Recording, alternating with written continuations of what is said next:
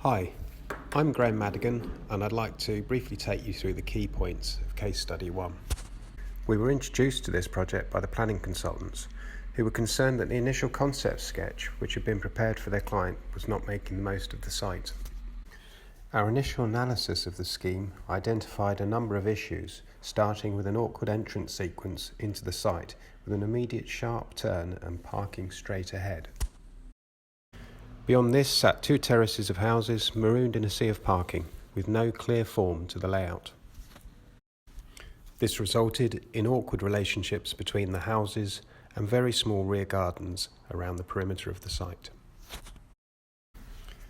We looked at various sketch options to address the issues and pick up on the following key points.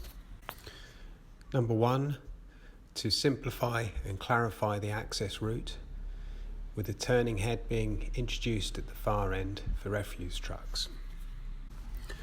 This created strong frontages with the terraces north and south of the main street, terminating with a block of flats to enclose the space and give a focal point. At the same time, the gardens were increased in size and planting used to break up the parking areas. A row of trees marks the main access, and the pedestrian route was clearly defined to link the development to the surrounding areas. An early commercial decision made by the developer was to use off-site fabrication for the individual houses. As such, we were provided with standard house plans to work from and developed a series of elevations to bring the scheme together.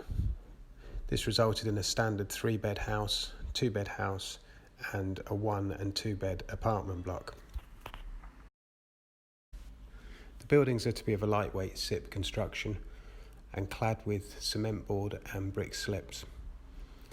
We've used a combination of colours to break up the facades and to give the scheme natural rhythm. And we've also introduced elements of coloured glass spandrel panels, again to bring some variation, life and a splash of colour to the development. This reflects back to some school developments which are just to the north of the site. So we've introduced some of the design cues from the surrounding areas. The final scheme is much the same as our original concept. We've managed to, through our design changes, we've managed to get the number of units up to 38 from 34 as they were with the previous sketch layout. It's been submitted to planning. We didn't have a pre-app. The planning consultant was very confident with the scheme, so it went straight in for full planning. And bar a few minor changes, it's recommended for approval. The client's obviously very happy with this, and the whole process has been tremendously quick. And with the modular build, we should have the whole project completed within probably a year to 18 months of actually starting work, if not sooner.